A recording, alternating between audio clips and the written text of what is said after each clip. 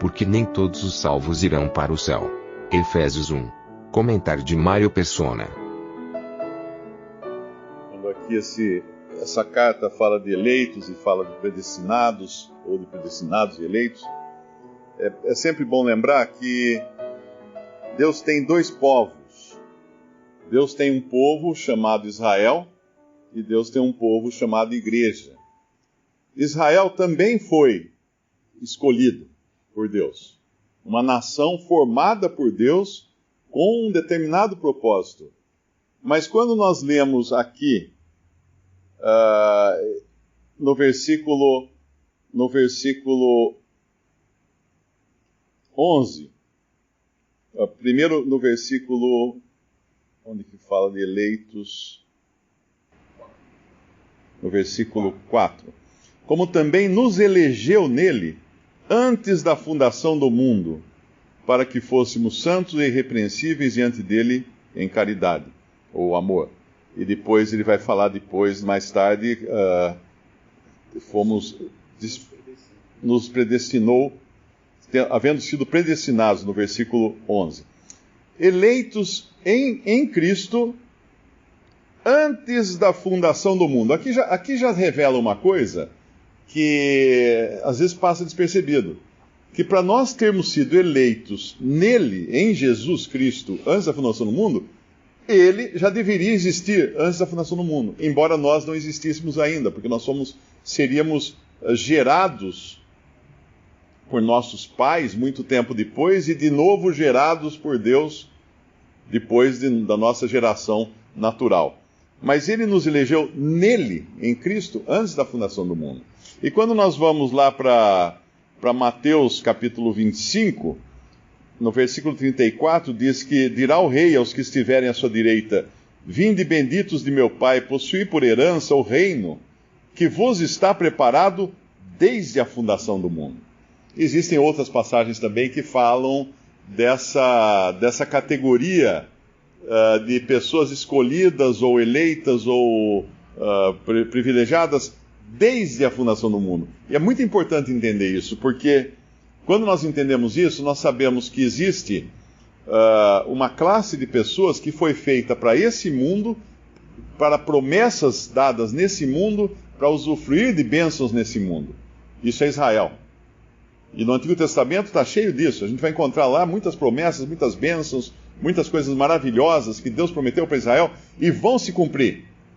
Embora muitos cristãos misturem, achem que a igreja é um Israel 2.0, e Israel já passou, não tem mais nada a ver. Não, Israel, todas as promessas que Deus fez no Antigo Testamento são literais. Normalmente as igrejas, as religiões católicas e protestantes fundamentalistas consideram tudo aquilo como simbólico. Então, quando fala Israel, fala, não é bem Israel, era só símbolo da igreja. Quando fala que vai herdar a terra, não é a terra que vai herdar o céu.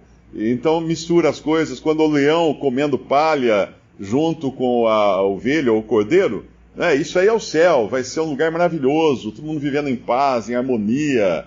E aí vem aquelas imagens das revistinhas dos Testemunhas de Jeová, que parece todo mundo contente e feliz, passeando pelos parques de um lugar maravilhoso, como se fosse vendendo um condomínio. Mas não é isso. Nós temos promessas, sim, para Israel, que são promessas na terra, de um reino na terra, e é o reino de 1000 anos de Cristo, literalmente de 1000 anos, não é simbolismo. É literalmente um reino de 1000 anos de Cristo. E quando nós lemos as passagens que falam desse reino de 1000 anos, não é a terra. Não é o céu. É a terra, essa terra aqui mesmo, esse planeta Terra. Mesmo porque, se fosse colocar todos os salvos de todas as eras nesse planeta Terra, não ia caber todo mundo, depois da ressurreição, não é? A Terra é um planeta finito no seu espaço. Então ela está falando de pessoas que foram escolhidas para viver na Terra. E Deus vai cumprir as suas promessas para Israel e para as nações gentias também, que andarem junto com Israel, forem beneficiadas, abençoadas com Israel na terra.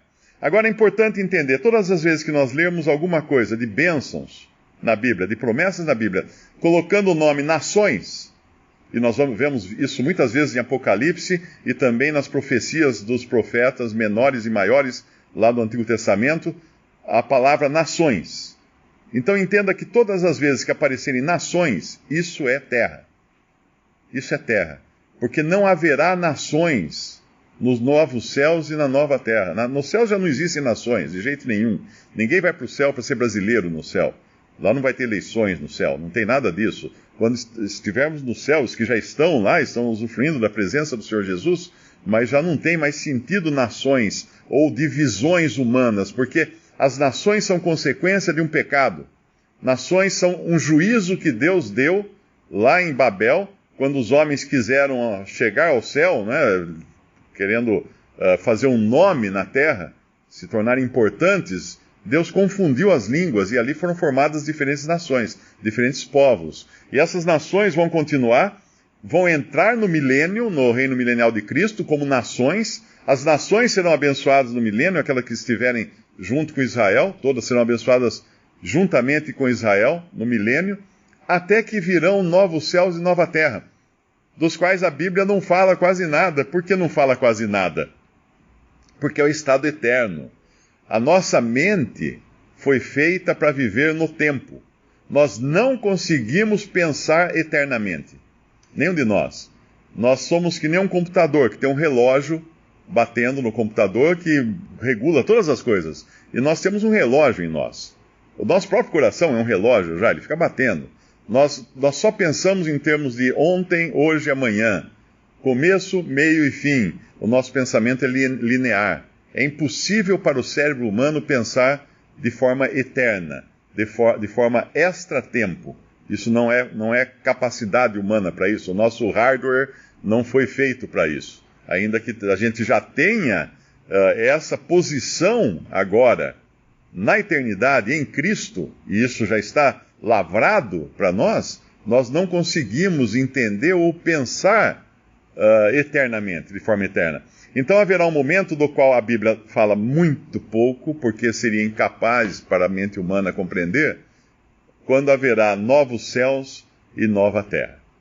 Aí todas as coisas vão convergir em Cristo e tudo será perfeito, com a perfeição que a gente não consegue nem imaginar. Então, quando alguém lê alguma promessa feita no Antigo Testamento, de prosperidade, por exemplo, é muito comum hoje nas igrejas pentecostais e neopentecostais usarem mais o Novo Testamento, o Antigo Testamento do que o Novo Testamento, porque é tudo na base do vai ter abundância, vai ter saúde, vai ficar rico, não vai faltar nada. Isso era feito para Israel, promessa feita para Israel, que Deus vai cumprir ainda. Deus vai cumprir ainda naqueles que irão se converter após o arrebatamento da igreja e que irão viver na terra, conforme lhes foi prometido. Deus não vai falhar nas suas promessas, e irão viver na terra durante 1000 anos. Então é uma loucura para um cristão hoje querer se apropriar das promessas feitas a Israel, porque são promessas terrenas feitas a um povo terreno, um povo que teve começo, meio e fim na terra. É loucura um cristão querer usar essas promessas para a igreja ou para o cristão.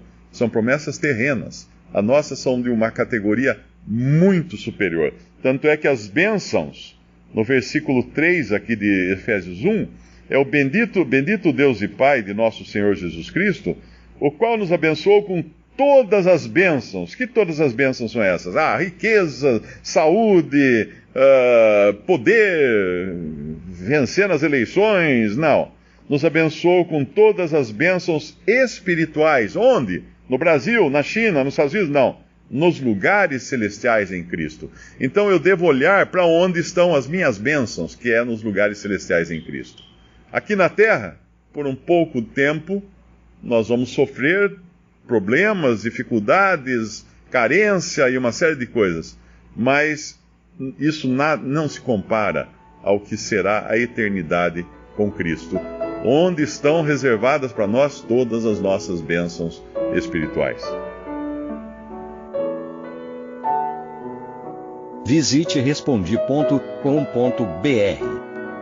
Visite também 3minutos.net.